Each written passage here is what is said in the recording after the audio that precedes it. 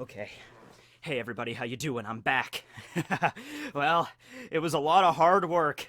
I did things the last 24 hours that no human being should ever even comprehend, let alone speak of, but I got my hands on the top secret information on the One Piece series right here. We're talking bounty posters, info on the Whitebeard pirates, hot news on Vivi. Oh yeah, so delicious. But if you don't want to go through all the crap I did, you should check out the Library of Ohara at the links below, as well as Artur Sama's Patreon. If you're wondering why I didn't just do that to get this information, well, it's because I like to do things the hard way.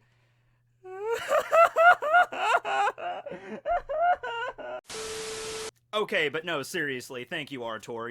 You're doing Eneru's work. You're doing Eneru's work. Okay, so the new booster packs for Vivre card have been released. This will be the 4th set, I believe, covering the Alabasta arc as well as the Marineford arc. Although, when it says covering the Marineford arc, it really only means we're covering just the Whitebeard Pirates portion of the Marineford arc. We don't get a lot of information on, like, the Marine side of things. Like, I would really like it if they release a booster pack for Vivre card, and I don't think it's... because they have, like, the ones that they're releasing in the future. Like, the ones after this, I think, are going to be for Fishman Island.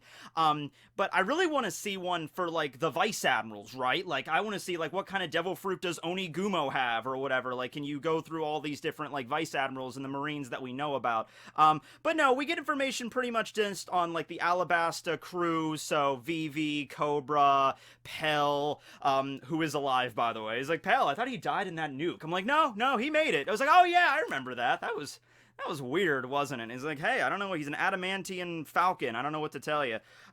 So let's start off with bounties, okay? So, like the other ones, they give us, like, confirmations whether or not the character has a bounty, but if it hasn't been revealed yet, or I guess if it's a surprise, they don't actually reveal it. So, in the case with the Whitebeard crew, this is something interesting. We at least have confirmation that Whitebeard, Marco, Jozu, and Vista all have bounties. Crocus as well, who is of course a member of Roger's crew, but they threw him in there as well. I actually don't know why Crocus is included in this set, because he wasn't part of Alabasta and he wasn't part of Marineford.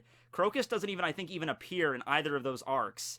Maybe he appeared in, like, a flashback when Whitebeard was maybe remembering Roger's crew. Maybe he was in the background, but I don't think he did. But anyway, it's fine. I'm not complaining. I guess you had to fit in Crocus somewhere. I guess the reason he's in there is because they're covering the Alabasta saga, not just the Alabasta arc, because there's stuff about, like, Hiralook in here, too, from Chopper's arc. So, yeah, I guess the Alabasta arc technically, like, you know, set off when the Straw Hats first arrived at the Twin Capes, because that's where they met Miss Wednesday, who was Vivi, and then Mr. Nine, and then they went to Whiskey Peak, and then Little Garden, Drum Island, and then finally Alabasta. Takes up the entire Alabasta saga, so I guess that's why Crocus is in here. So, that's pretty cool, and the fun fact, though, about Crocus, before we get to Whitebeard, is that he still has a bounty. He's a member of Roger's crew, so the bounty is still active. You know it has to be. There's no way that the world government can just be like, yeah, it's been like 24 years since Roger was executed. You could just exonerate all of his crew members. So, my question here is, if Crocus is just, and it even says he's been standing guard at the Twin Capes Lighthouse for the last 50 years or so, and he's in his 70s, you know, he's like at the Twin Capes back when the Rumbar Pirates were around, and he's guarding Laboon. I mean, granted, when you first arrive at the Twin Capes, probably the first thing you're gonna take notice of is the giant mountain-sized whale at the front door. You're not gonna be probably paying too much attention to, like, holy crap, there's a giant whale! Also, there's an old guy with a flower for a head sitting on a lawn chair over by that tiny lighthouse in comparison.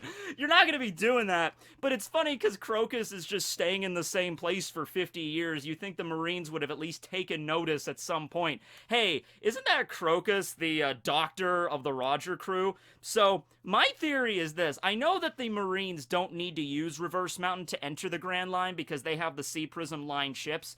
Although, keep in mind, those Sea Prism Line ships are relatively new, so they probably weren't around 50 years ago, so they still probably had to enter the Grand Line the traditional way. But my theory is this. They know where Crocus is.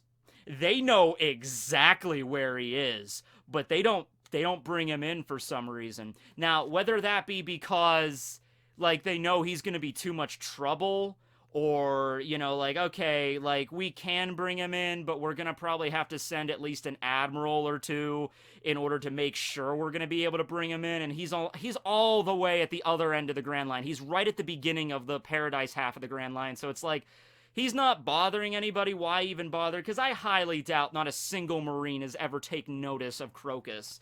I'm not saying Crocus is, ridiculously strong, but he's a member of the Roger crew. You can't just send, like, one Vice Admiral and a few riffraff Marines. They should be able to bring him in, no problem. Yeah, I think you would want to make damn sure, if you're gonna try that, and also, giant mountain-sized whale might be a bit of a deterrent factor. And Crocus hides in Laboon. Doesn't really hide, but he has like a little house inside of Laboon where he just chills out. So a lot of times you might not even see him at the lighthouse itself, but like I said, 50 years, I think somebody would have taken notice at some point. But anyway, that's regarding Crocus. So, Whitebeard himself, Edward Newgate, has a bounty. Here's his bounty poster. Looks pretty cool. Marco, Josu, Vista all have bounties as well. We already knew this, confirmed with Blackbeard having a bounty, being a Yonko. All the Yonko have bounties, so that whole theory about, like, the bounty regarding a Yonko doesn't exist because it's too high. It doesn't matter. It wouldn't matter anyway. Or the whole, like, name your price thing. That's all out the window. All the Yonko have traditional bounties. They're just probably really high. Going on what we found out regarding Blackbeard's bounty, the way I'm looking at this is that Whitebeard's bounty, obviously it's inactive now because he is effectively...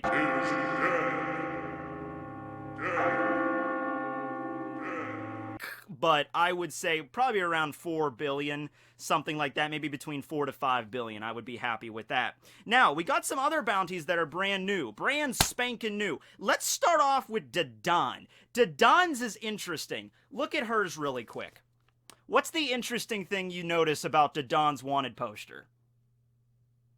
That's right. It doesn't say Marine in the bottom corner like all the other ones do. It says Coast Guard, okay? Now, this is interesting because it kind of, like, elucidates a little bit on how this whole wanted system works when you're not talking about pirates on the high seas. You're talking about, like, brigands, or in the case of Dadan, mountain bandits. Mountain bandits, they're dangerous. They sack villages and they take what they want and everything. They're a threat to society, but they're only a threat to society on, like, one particular island.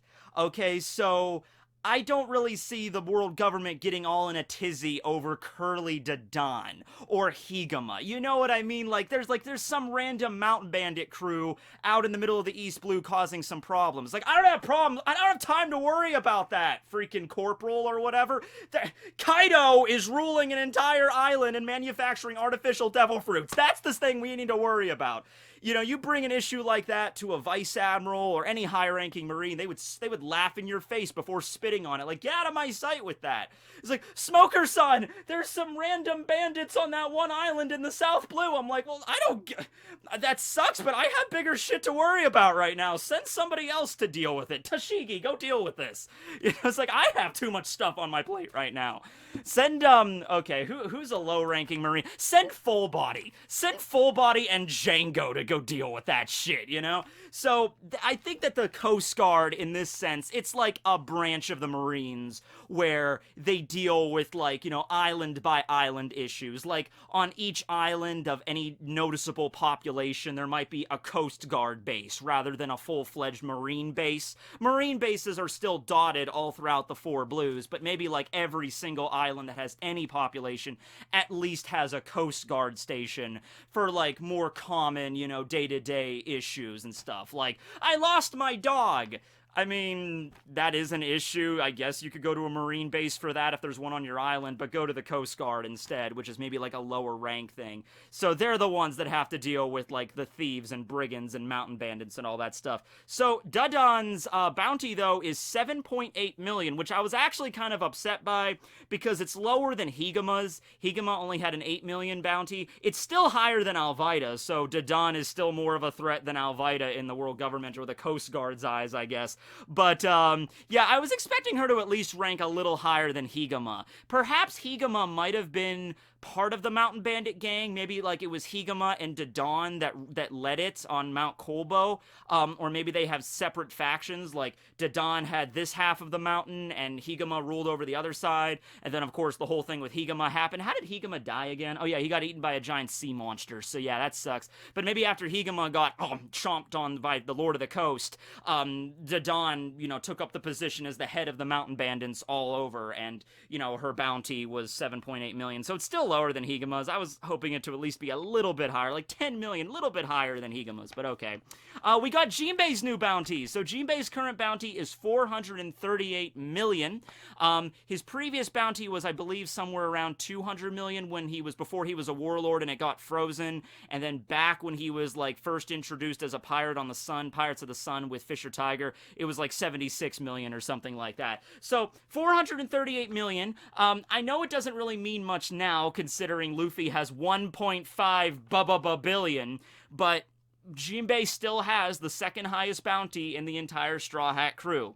That's right, because right here in Vivre, I know most people already accepted the fact he's a crew member. Jinbei is the 10th Straw Hat. It's already been pretty much slammed over our heads. That scene at Totland when Luffy, was shouting at him, you're part of my crew now, so I order you to come back alive. I think that was enough for most people, but if anybody out there, I don't know, maybe it might be a lot of you, maybe it might be only a few of you, might be none of you. I might be talking to just myself right now.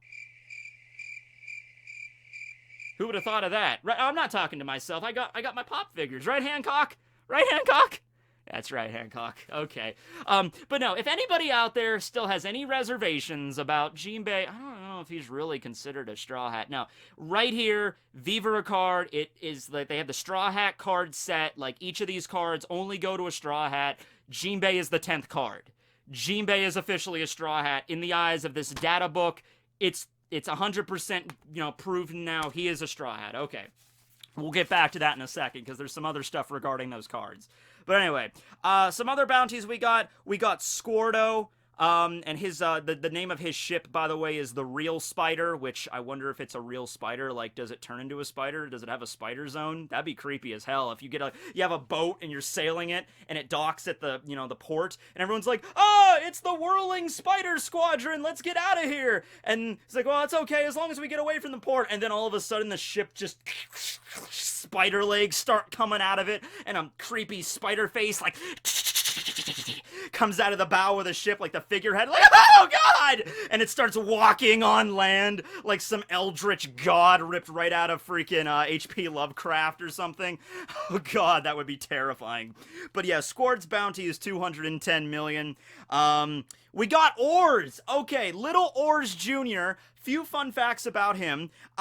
It is still stated that it doesn't expressly say he's still alive, but it does give an age for him after the time skip, which is what I'm assuming means he is still alive. I was a little worried about Oars, because the last time we saw the dude, he was knocked out unconscious, missing a leg at Marineford, holding a supporting wall up, like the giant, floodgates or whatever, the supporting walls that the Marines used. He collapsed on one of those, and his blood jammed the gears so the Whitebeard crew could get through. But Dofy lopped off one of his legs. He's just like, haha, this is so much fun.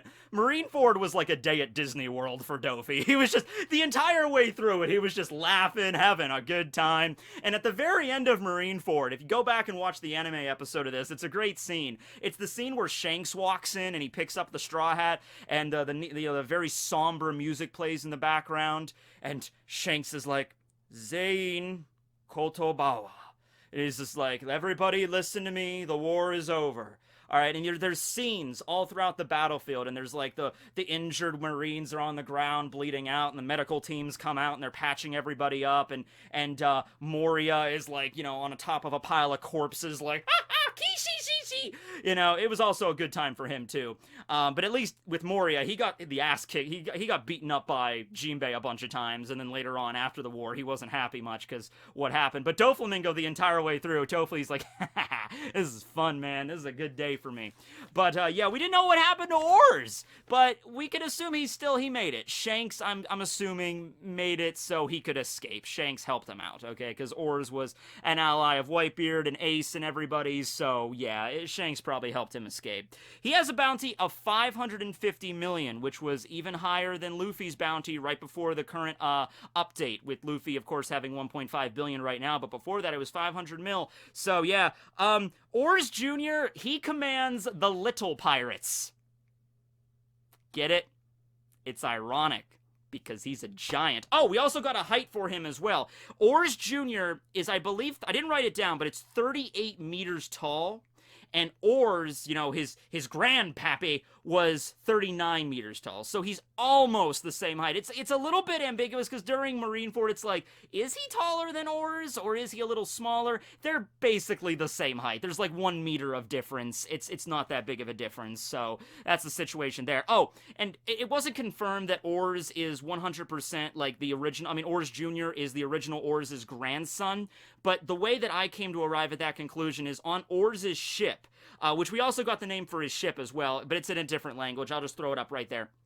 We actually see the sail. It says Oars 3 or Oars the Third. So I would assume that his father is Oars the Second, the son of the original Oars who was frozen on Thriller Bark and then became the special zombie. I'm assuming that makes the most sense. It also seems to imply he's part of like a different subset of the giant race. Once again, not 100% like just giving it to us like what the name of this species is, but he's like the demon giant species. He's obviously different than other giants, you know? The only other wanted posters we really get here are Sandersonia and Marigolds, but they are frozen because Hancock is, of course, a warlord now, and they work under her. Boa Sandersonia and Boa Marigold both have 40 million berries each, and we find out that Hancock is the eldest sister, and then Sandersonia is the middle sibling, and then Marigold is the youngest. So there we go. Now, moving on to some stuff involving Whitebeard. Not too many things about him. Not as many things as you would expect. We find out the name of his home island. So the island that Marco is on right now and Nekomamushi met him at, and then the hidden village behind the waterfall, that is called Sphinx Island, and it's where Whitebeard was born, and the reason it's called Sphinx Island is because we saw that little kid, you know, in his pet Sphinx, Tama, and Marco was helping heal it. The Sphinx that was also at Impel Down probably came from Sphinx Island. That's the reason it's named that, because I guess that's just where the Sphinx originate from, right? Everything else basically just goes into things that we already knew about. The island that Whitebeard was born on was ravaged, and, you know, it was just a place of destitution and poverty, and he eventually grew up and became, you know, the great pirate Whitebeard, and he sent money back to the island to make it a nice, peaceful little hamlet. His treasure, of course, is, I want to sail the seas, and we have that flashback, of course, where he's like, what do you want, Newgate? And he just kind of looks off to the sea, old, young, strapping Whitebeard, and he's like, I just want a family. Which is sad at the same time, knowing his backstory, but yeah. He is confirmed an armament, observation, and conqueror's hockey user. I don't believe he used conquerors at any point during the war. You also have to account for his advanced age and the illness that he suffered from. He probably wasn't going to last very much longer beyond Marineford anyway. But yeah, he is a Conqueror's Hockey user. Now, moving on to the different division commanders. Now, we don't find information about every single division commander, which is what I was kind of hoping this was going to be. We get information on Marco, Ace, Jozu, Vista, Blamenko, Rakuyo. We skip over Namor. I thought for certain Namor would have at least been included on here. Namor, of course, being the fishman, the only fishman on the entire Whitebeard crew that we know of, and he commands the 8th Division. I thought there would be a story there, like, you know, Whitebeard saves all of Fishman Island from the pirates, Scourge, and then Namor pledges his life to him, and I thought there was a story regarding that. We don't find anything about Blenheim, who is the 9th, or Curiel, who's the Rambo Vietnam vet watermelon Ohara hat wearing dude that's like, oh, no, you know, who carries guns into battle, you know, it's just like, bring it on, Moria, you unhuman freak of nature. Boom! You know, that's the kind of guy Curiel is. Man, I want to see him again. the 11th King Do, we don't find anything about He-Man or the Masters of the Universe, which is what I'm just going to call his division. It's King Do and the Masters of the Universe, aka the 11th Division. We find out about Haruta and Izo, who are the 12th and 16th respectively. So, yeah, Marco. It's not expressly stated what his division does, although it's probably navigation or the medical unit. I assumed it would be medical because later on we find out Marco is in fact the doctor, or at least the head doctor of the crew. Like I said, I made a whole video about this, but you know, you can't just have one doctor on a crew as large as Whitebeard, like over 1,000 men. It's not going to work, right? You need to have more than one doctor, like an entire unit there. He was born in the Grand Line 45 years ago. As a child, he was seen drawing sea charts, which led to, like, maybe the navigation part of it. We get a name for Marco's Devil Fruit. It is the Tori Tori no Mi Model Phoenix Mythical Zone. That is once again something that we didn't know about, but we can mostly assume because he's obviously a phoenix, and a phoenix is a bird, so just going on with the naming schemes, it would be the bird fruit model phoenix. So there you go. It's always nice to get some confirmation, you know what I mean? Yeah, he knows armament and observation, and he really likes pineapples. This is referring to the time that Luffy was trying to remember Marco. He couldn't remember him, and then Robin steps up out of nowhere and was like, his head kind of looks like a pineapple. And Luffy's like, oh yeah, that dude! I like that guy! So, yeah, apparently though, for his namesake, he really likes, pineapples. So I can imagine maybe, which came first here, the chicken or the egg? You know, like, in Marco's case, the phoenix or the egg, okay? Like, did Marco, like, get that haircut? I guess he had that haircut when he was a little kid, and he's like, you know, well, everyone calls me a pineapple head, so I guess I'm gonna try some pineapples, and he just really liked them? Or was it because of his unyielding love for pineapples? I love pineapples so much. He became, like, a pineapple fanboy, or pineapple otaku, so to speak, and he decided to replicate himself as a pineapple. I am a pineapple otherkin. I don't know, Marco, but whatever. Okay, so we got that for him. Jozu is the leader of the 3rd Division and of the Vanguard unit. That's something I also figured. He also knows some wrestling moves. That time he lifted up the giant ice block and threw it. He's the kind of responsible for, like, let's charge into the fray. Let's be the first into battle. Makes sense. He has a diamond ability. We do not find out about the name of his fruit, though. See, that's the weird thing with these Vivre card data book updates. It's like, yeah, we'll give you Marco's fruit's name, but we're not going to give you Jozu's. I'm like, does it really matter? Like, it would be one thing if you want to keep it a mystery, like, you know, oh, we don't know what the Devil Fruit ability even really is yet, or entirely what it's capable of, but we saw what he could do with it. Jozu turns into Diamond, and it's clearly a Paramecia, so just name the fruit. But, okay, whatever. We find out some stuff about Ace, too, but I don't think it's anything new. Ace is so fleshed out. We know his backstory from his birth all the way up to when he was a little kid in the Goa Kingdom with Luffy and Sabo, and then his journeys we have in the light novels we get. So we got most of this stuff with Ace. You know, it does bring up one thing that's rather noting, and it's, yes, he is a confirmed Conqueror's Hockey user, because we saw him use it when he was a little kid, kidnapped by the Blue Jam Pirates, but he never uses it. After that moment, we never see him use it at Marineford, or in his fight with Blackbeard, or anything like that. You know, and this is something else that's interesting. Like, when you're bound by Sea Prism Stone, you'd think you'd still be able to use Conqueror's Hockey if you have it. I mean, I guess the Sea Prism can weaken you, but from what we just saw in the most recent chapter with Luffy and Kid, they don't seem to be encumbered too bad by the Sea Prism handcuffs. And Ace didn't really seem to be that encumbered either. He was more like resigning himself to death, so he didn't really fight back, but he didn't seem like he was up there on the scaffolding like about to pass out or something, or I'm so weakened by the chains. He seemed like he was, you know, by himself. He knew, like, he was aware of everything around him. He didn't seem woozy or anything. It just, you know, he was just kind of resigning himself to his fate. But, yeah, it's weird. Let's see. I don't think there's anything else about Ace regarding Anything that we didn't know about, yeah.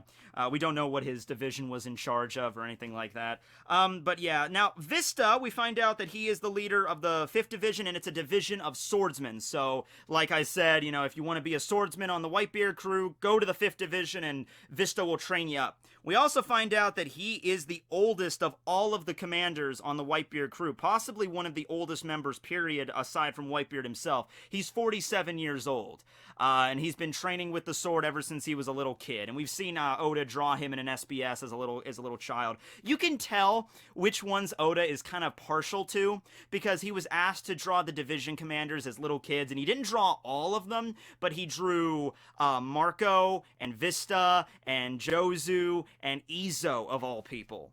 So, yeah, it seems like Izo's definitely going to play a role coming up. And that is because Izo was actually born in Wando. So, boom, I nailed that too.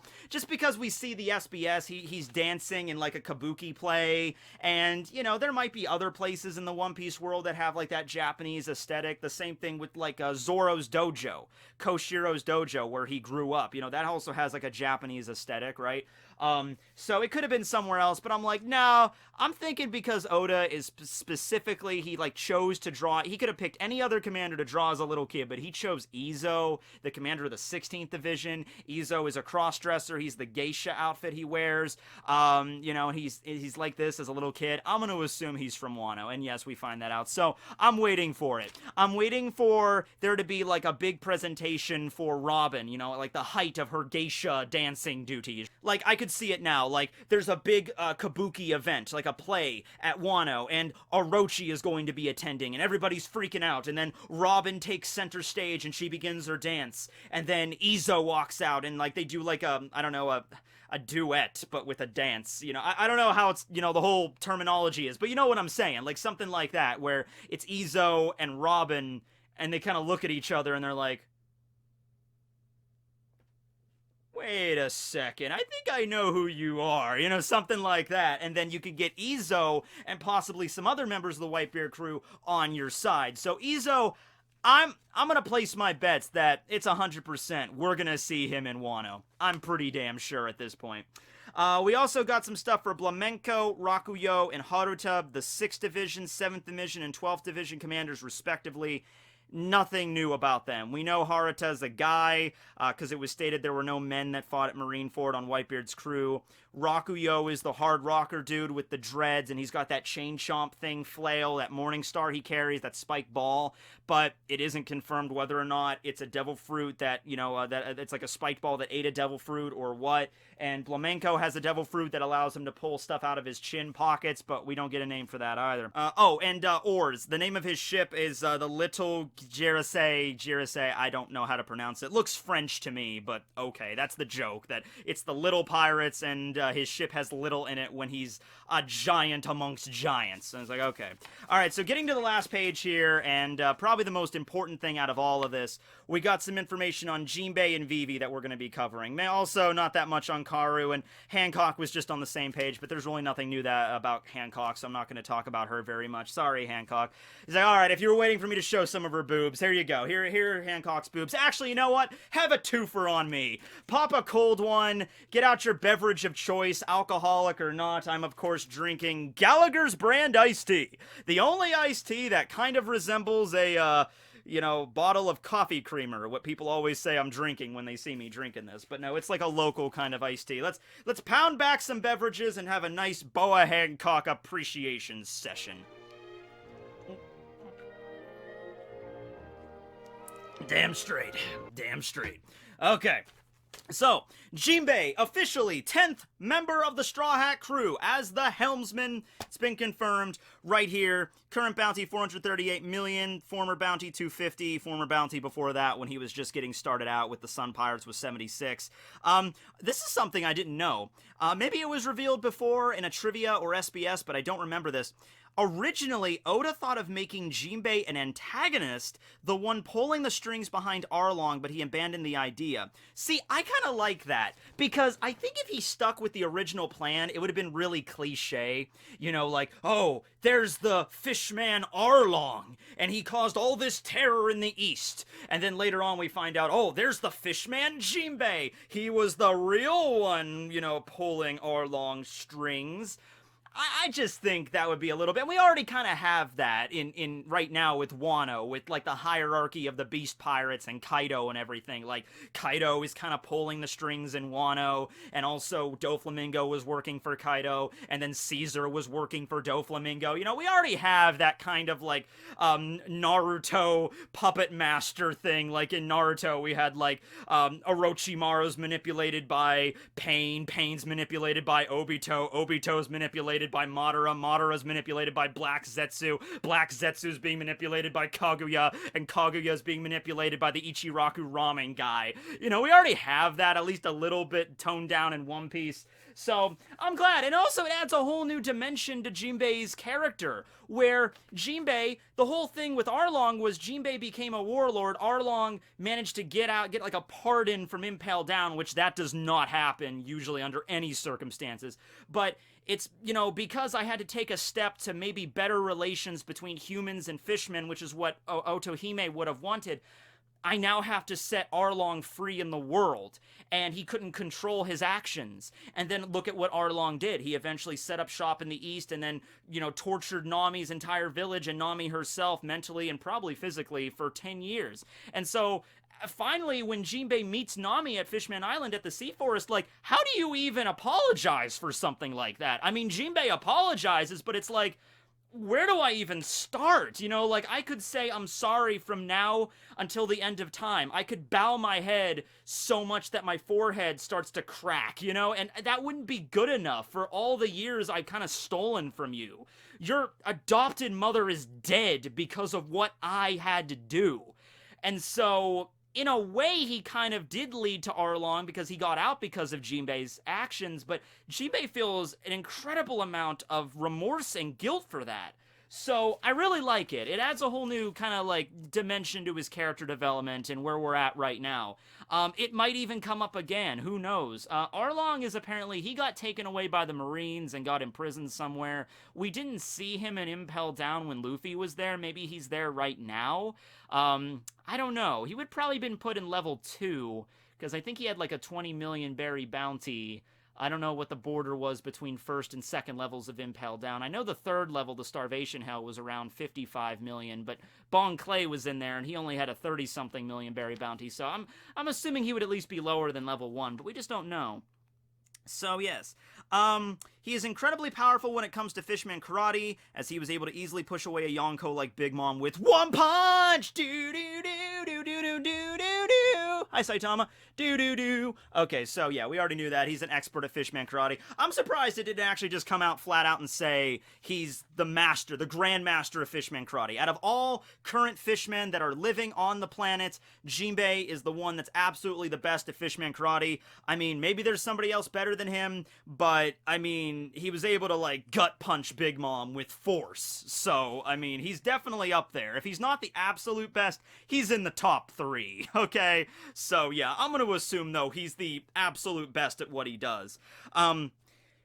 Maybe, I don't even know, because, well, merman combat is a different thing. There's Fishman Karate and then merman combat, like the Ultramarine. That's, like, different stuff.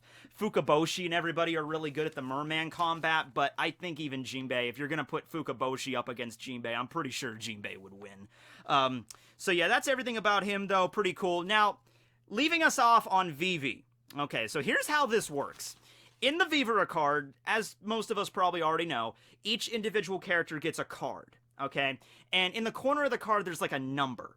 And when it comes to the Straw Hat crew, there are 13 cards that are specified as these are the Straw Hat cards, okay? So numbers 1 through 9 are the crew that we already know. You know, Luffy, Zoro, Nami, Usopp, Sanji, Chopper, Robin, Frankie, Brook. Okay, I don't think I forgot anybody there. And then number 10, as we find out, is Jinbei. And then the number 13 card at the very end is Vivi. because she is considered an ex-Straw Hat, and it's pretty much strongly implied, basically just beat us over the head with it because she has a Straw Hat card, that yes, while she was on the crew, she was a full-fledged Straw Hat. She was no longer, she wasn't just a traveling companion, like a lot of the other Straw Hats have a traveling companion with them every now and then, like, Kinemon and Momonosuke and stuff, but they're not considered Straw Hats. Vivi, during her time on that crew, was considered a straight-up Straw Hat. And it's actually implied that, she might still be one, I think. I mean, it depends on how you view it. You could always consider an honorary Straw Hat, I don't know, but yeah, definitely while she was traveling with them, they considered her. And think about the send-off that Vivi got.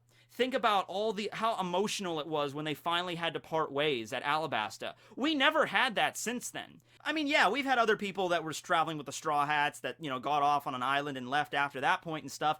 Kinemon and Conjuro and everybody, they're definitely going to be staying on Wano after the Wano arc is over. And there's going to be bye Conjuro, bye Kinemon, you guys were great, it's fun, traveling with you, but we got to continue on our journey. There's going to be kind of a sad parting when everybody leaves at the end of Wano, but it's not gonna be even close to as heartfelt as the thing with Vivi, with the X on your arm, and then they're all sailing out and they're crying like, and then they do the arm thing. We're never gonna have something like that with like Conjuro and Kinemon and everybody. It'll be like, man, you guys were pretty cool, but we gotta skip out. Like, alright, you're welcome back here in Wano anytime. Probably something like that.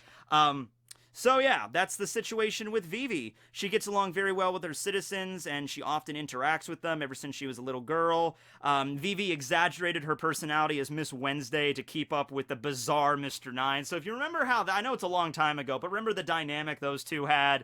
They were like, hey baby, let's go get some whale meat. Yeah, baby. So they had a very eccentric kind of personality. Vivi also played up the seductive angle a little bit. She had that dress and that like perfume dance thing she did, which was kind of seductive. Yeah, her outfit was a little revealing, to say the least. Yes, and that's pretty much everything regarding Vivi. We also find out, like, her favorite foods and stuff, but I don't include that stuff in here. Karu, on the other hand, though, is not marked as a crew member. He's referred to as Vivi's pet, and Karu is 16 years old. So there we go. Vivi's 18, if you're curious. So yeah, that's pretty much everything I wanted to reference, except for the one thing that is kind of implied about those cards. So, let's talk about this.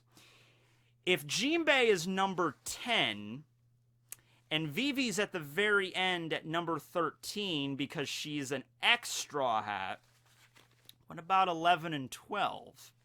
Now, I think a lot of people immediately jump to the conclusion that that means we're getting 2 more Straw Hats! Now, I'm fine with that, because Carrot is Carrot, and Carrot being Carrot, I want Carrot to be part of the Carrot Pirates, which is what the Straw Hat Pirates are going to be renamed after Carrot joins. Hashtag not a furry. But no, I want Carrot to join the crew. I've come out and said that multiple times. So yeah, I would love it for her to join up, right? But don't get too excited with that, because it's very likely that the 11 and 12 spots are probably going to go to the ships. The Going Merry, number 11, and then the Thousand Sunny, number 12. Because Oda does this whole thing where, like, the ships are crewmates as well. He had the whole, basically personification of the Going Merry in the form of the Klaboutermon. He gave the Merry a voice, for God's sake. So I'm pretty sure in Oda's mind, he considers the ships crew members in their own right. They take on a soul of their own, as does the Thousand Sunny. Now, also, don't think that just because, let's say, the 11th and 12th spots go to the Merry and the Sunny, and then the 13th spot is Vivi, don't also think that, oh, that means there's no more Straw Hats, period. Because, like I said here, the data book doesn't cover everything in the future. The data book doesn't, like, oh, okay, we're going to reveal all the bounties of these characters. They don't do that. So, if Oda was going to introduce an 11th crew member, I don't think he would include it in the data book, before the 11th crew member is even officially added. Like I said with Jinbei, it's pretty much been confirmed at this point. At that scene at the end of Totland, yeah, that was Oda saying he's a 100%, he's a crew member now. So it's not a surprise to anyone that Jinbei is officially a Straw Hat. That shouldn't be a surprise. Oda probably is like, yeah, just put that in the Vivre card. Let's just cover our bases. Just come out and say it. It's confirmed 100%. So yeah, but if Carrot was going to be a Straw Hat, I don't think he would just dump that information in a data book before it was ever even gotten to that point. You know, or if there was any Straw Hat, not just Carrot, but any other new Straw Hat. So we might get another one. I personally am debunking on the cute little bunny girl, but you might have another preference, or you might really stick with what Luffy said at the very beginning. He was like, I don't think it was at the very beginning. I think it was something added in later. It might have been at the very beginning of the series, but I only remember him saying this at the end of his flashback, at the end of, like, the post-war arc, when Luffy was, you know, after he grows up and Ace leaves, and Luffy's about to set out, and he has that moment where right before he punches out the Lord of the Coast, Luffy says, about 10 crew members should do it, okay? You could also say whether or not that includes himself, because he is the captain. Sometimes he's considered number one, sometimes he's not, because he's not technically a member of the crew. Okay, so he is a member, but he's not. He was the captain. He founded it. Okay, he didn't have to be recruited. That's what I'm saying. So there's a bunch of different ways you can angle this. But yeah, so for right now, though, Jinbei is a Straw Hat. I think we should all be happy with that. Thanks for watching, everybody. Once again, thank you, Artor, for all the hot news. And yeah, that's pretty much everything I got for you guys today. Signing out. I gotta get set on that Hunter x Hunter video. I gotta start working on that next. I have a big one coming up. Also, there's that.